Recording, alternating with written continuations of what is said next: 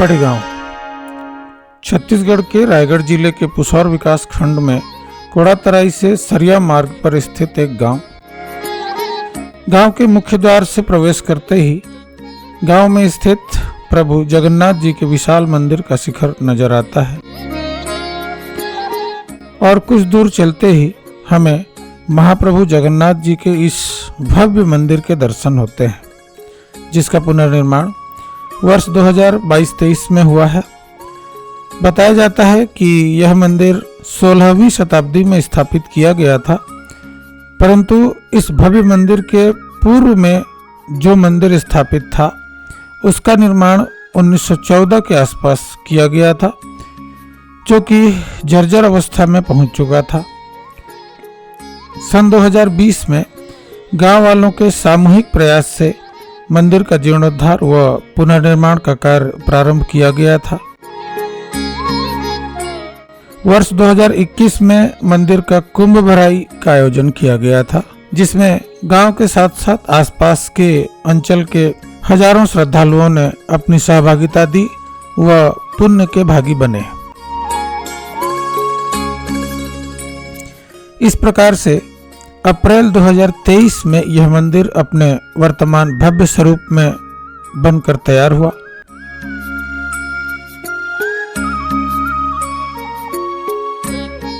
और आज महाप्रभु जगन्नाथ अपने इस नए मंदिर में विराजित हैं।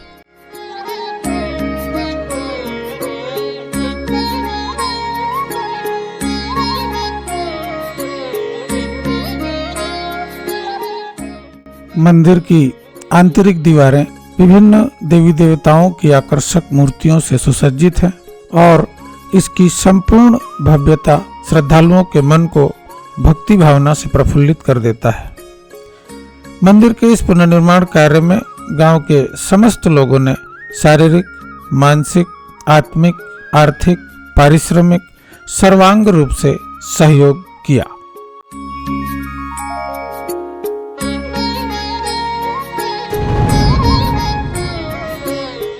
नवनिर्मित जगन्नाथ मंदिर के प्राण प्रतिष्ठा समारोह का आयोजन दिनांक 20/4/2023 से 24/4/2023 तक किया गया।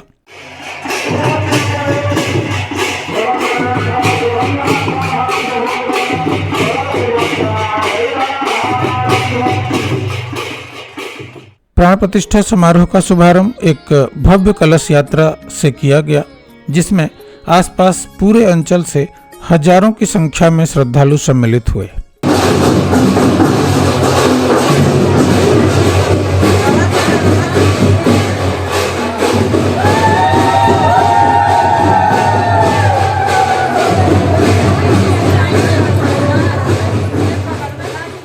इस 5 दिवसीय प्राण प्रतिष्ठा समारोह में हवन पूजन, यज्ञ अनुष्ठान और मंत्रोच्चार से गांव का संपूर्ण वातावरण भक्तिमय हो गया।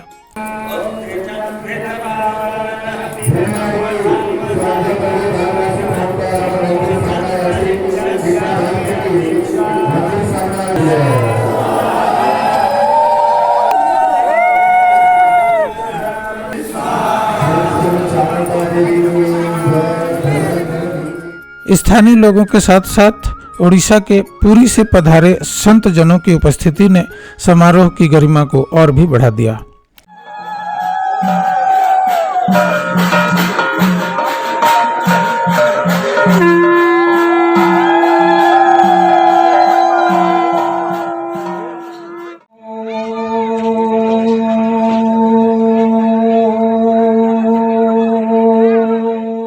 समारोह के चौथे दिन कीर्तन मंडलियों के द्वारा नगर भ्रमण का दृश्य विहंगम था।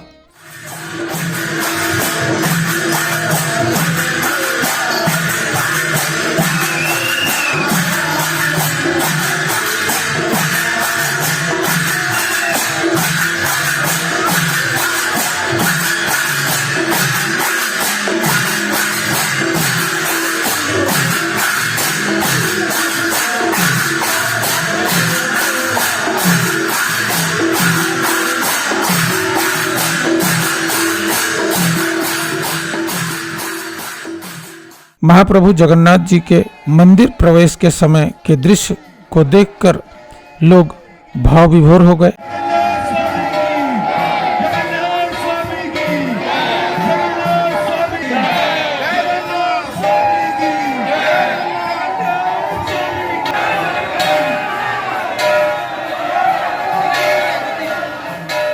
जगन्नाथ महाप्रभु के प्रथम दर्शन से लोग अलौकिक सुख की अनुभूति कर रहे थे।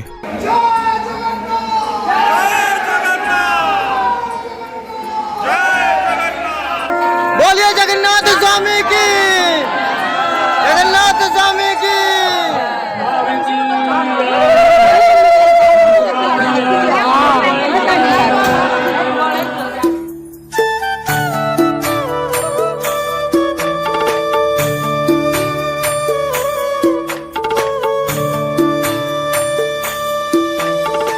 ग्रामवासियों के द्वारा इस समारोह में पधारे लगभग 2 लाख से भी अधिक श्रद्धालुओं के लिए निःशुल्क भोजन की व्यवस्था की गई थी, जो कि अत्यंत सराहनीय था।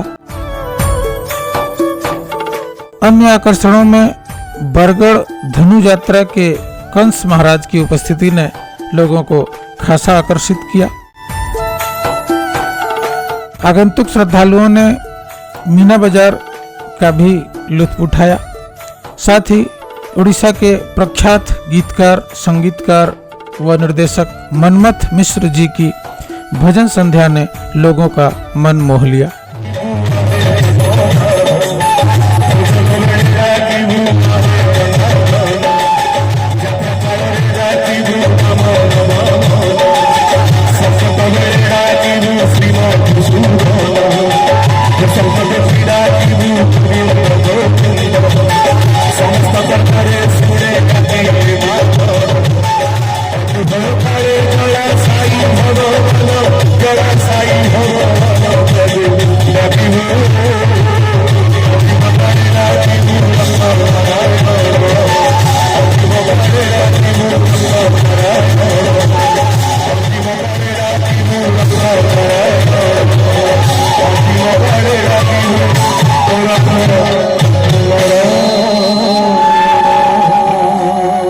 इस प्राण प्रतिष्ठा समारोह के 1 वर्ष पूर्ण होने के अवसर पर अभी हाल ही में दिनांक 9 से 11 मई 2024 तक 3 दिवसीय प्रथम वार्षिकोत्सव का भी आयोजन गांव में किया गया था।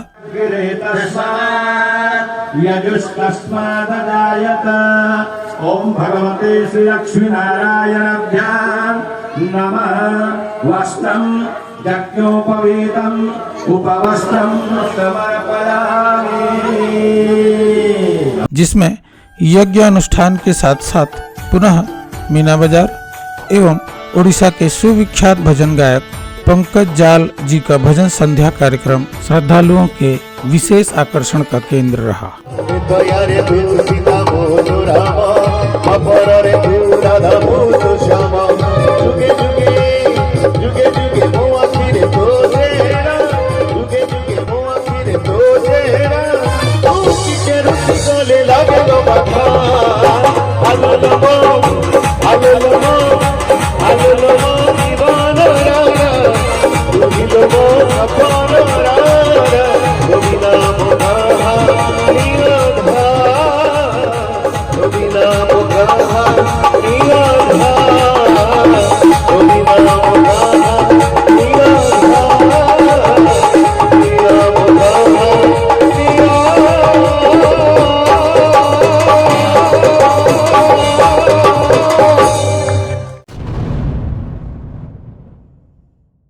उड़ीसा के श्री जगन्नाथपुरी के तर्ज पर जगन्नाथ मंदिर पड़ेगांव में भी प्रतिवर्ष आषाढ़ मास शुक्ल पक्ष द्वितीया से लेकर 10वीं तिथि तक रथ यात्रा का आयोजन किया जाता है, जिसमें ग्रामवासियों के साथ साथ अंचल के श्रद्धालुओं का भी उत्साह व समर्पण देखने को मिलता है।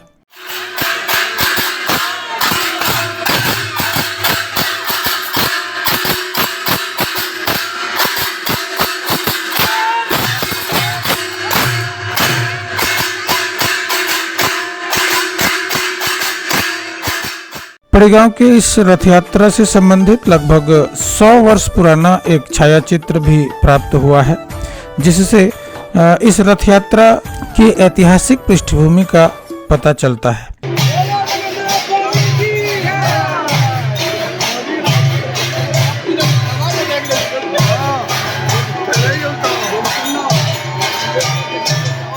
प्रतिवर्ष रथ यात्रा के अवसर पर अंचल के समस्त वयोवृद्ध माता भगिनी बालक बालिका सम्मिलित होकर हर्षोल्लास व पुण्य के भागी बनते हैं।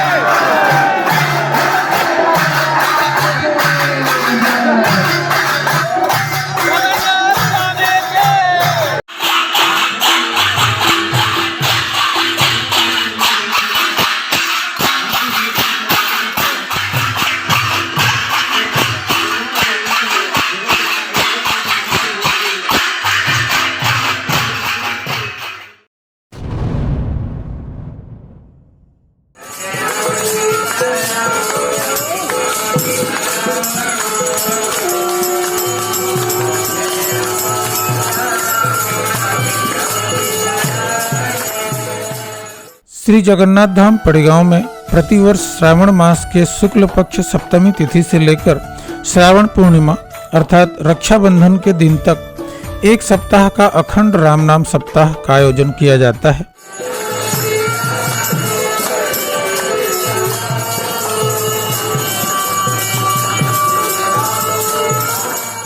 आज से लगभग 90 वर्ष पूर्व सन 1935 में प्रारंभ किया गया यह अनुष्ठान आज पर्यंत अनवरत रूप से जारी है और इस आयोजन में ग्रामवासियों का उत्साह व लगन निरंतर बढ़ता ही जा रहा है।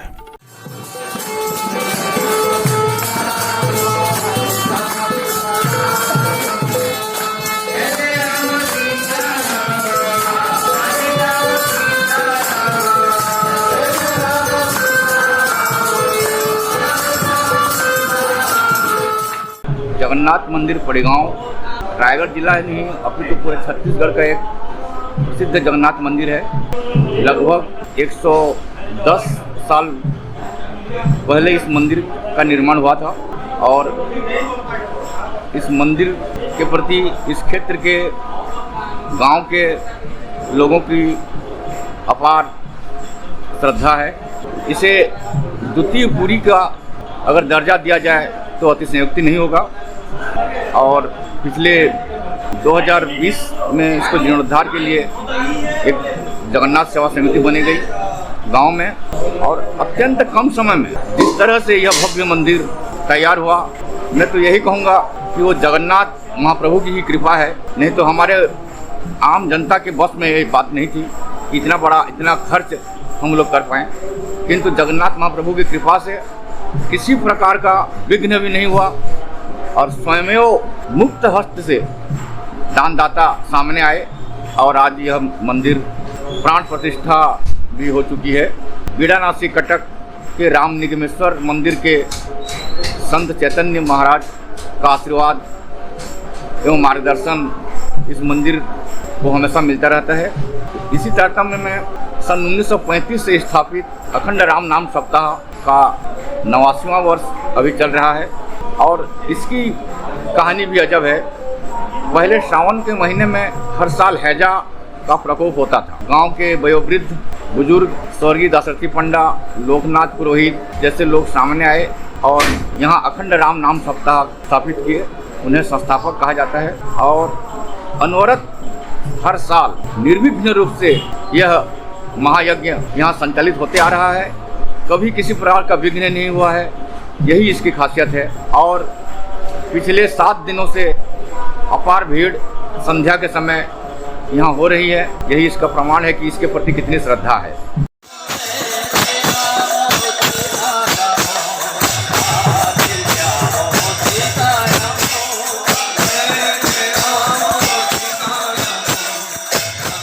एक सप्ताह के अखंड राम नाम जाप के पश्चात श्रावण पूर्णिमा के दिन पूर्णाहुति की जाती है और हवन पूजन यज्ञ व विधि विधान के साथ इस अनुष्ठान का समापन किया जाता है। श्री जगन्नाथ महाप्रभु के इस मुख्य मंदिर के साथ साथ गांव में कुछ और अन्य मंदिर भी हैं, जिसमें मुख्य रूप से भगवान शंकर जी का यह महादेव मंदिर भी ग्रामवासियों की आस्था का केंद्र है। गांव के ग्राम देवियों में माता बूढ़ी पड़गिन का मंदिर, माता समलाई का समलेश्वरी मंदिर, माता बुर्रासेनी जी का मंदिर एवं माता ठाकुर देवी का मंदिर, इन चारों ग्राम देवियों के आशीर्वाद के बिना गांव में कोई भी मांगलिक कार्य संपन्न नहीं होता। अभी हाल ही में निर्मित माता चामुंडा देवी जी का मंदिर भी एक प्रमुख मंदिर है, जो कि बहुत ही सुंदर व आकर्षक बना हुआ है। चित्रोत्पला गंगा महानदी के तट पर स्थित एक अन्य मंदिर है, जो कि चित्रोत्पला माता जी का मंदिर है, जिसको ग्रामवासी 84 मंदिर के नाम से जानते हैं। हालांकि यह मंदिर ग्राम के बसाहट से दूर होने के कारण अभी भी अपने पहुंच मार्ग से वंचित है।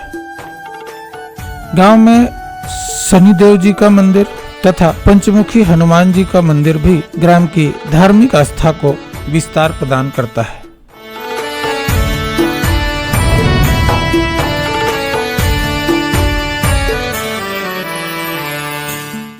गांव के शैक्षणिक परिदृश्य पर यदि नजर डालें तो हमें 1872 से संचालित शासकीय कन्या प्राथमिक विद्यालय एवं शासकीय बालक प्राथमिक विद्यालय दोनों के गौरवशाली इतिहास का पता चलता है। शासकीय कन्या प्राथमिक विद्यालय की स्थापना सन 1872 ईस्वी में हुई थी, जो कि सावित्रीबाई फुले के महिला शिक्षा अभियान के स्थानीय सिपाही श्रीमती पकालाबाई प्रधान के भगीरथ प्रयास से संभव हो सका था।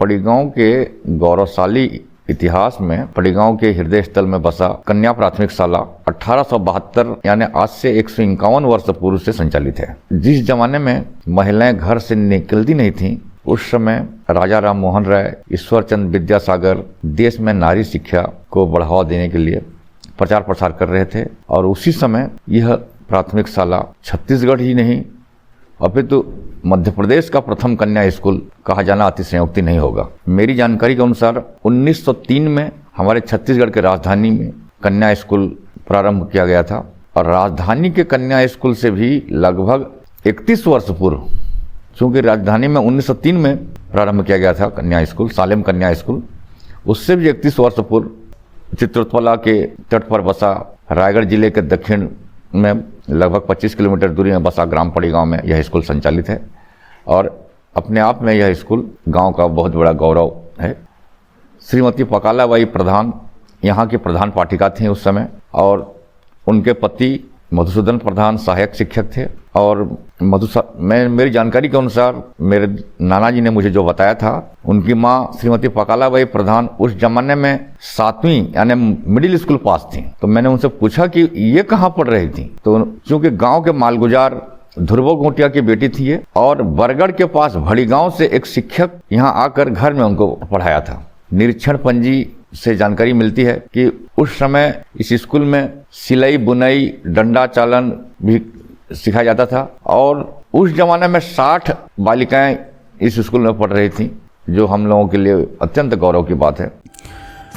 चूंकि इस विद्यालय के प्रारंभिक वर्षों में लंबे समय तक यहाँ उड़िया भाषा व उड़िया साहित्य की भी शिक्षा दी जाती थी, अतः इस गौरवशाली इतिहास को अक्षुण्ण रखने के लिए कुछ वर्षों पूर्व इस विद्यालय में ओडिशा पुरी के उत्कल स्वाभिमान मंच के द्वारा उड़िया साहित्य व संस्कृति के कुछ महान विभूतियों उत्कल गौरव मधुसूदन दास, उत्कल मणि गोपबंधु दास, कवि गंगाधर मेहर और नेताजी सुभाष चंद्र बोस जी की आवक्ष प्रतिमा स्थापित की गई है।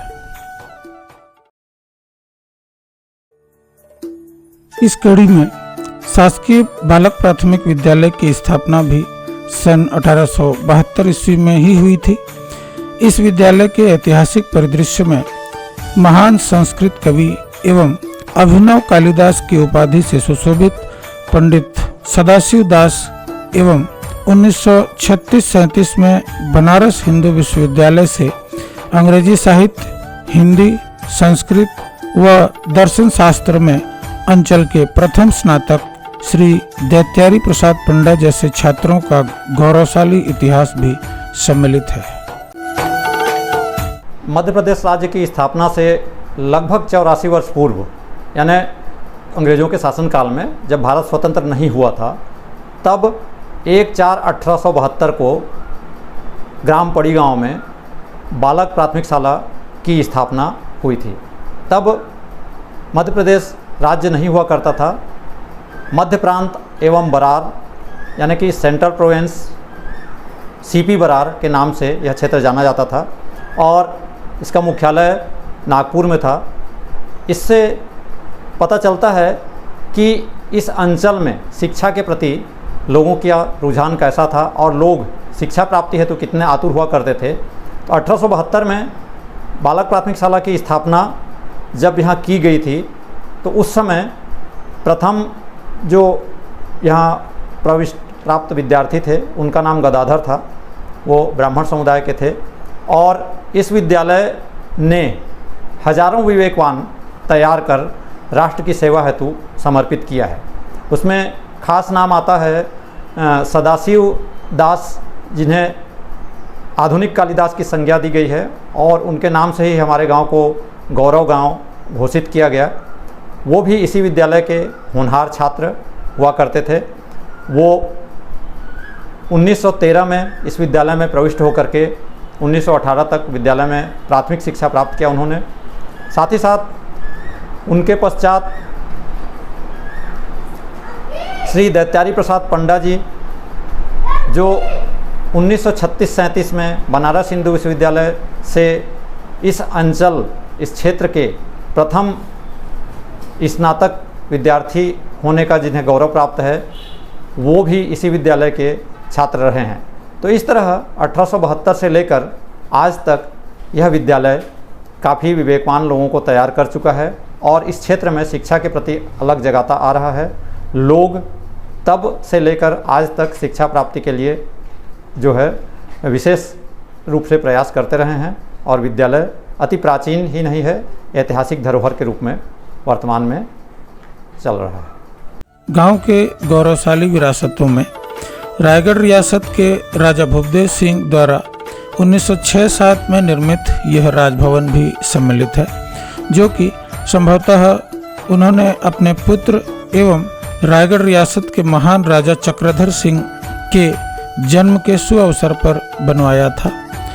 परंतु गांव के ऐतिहासिक धरोहर के रूप में विद्यमान यह भवन आज देखरेख व रखरखाव के अभाव में खंडहर बन चुका है और अपने गौरवशाली व सुनहरे स्मृतियों को अपने हृदय स्थल में संजोए असहाय खड़ा है।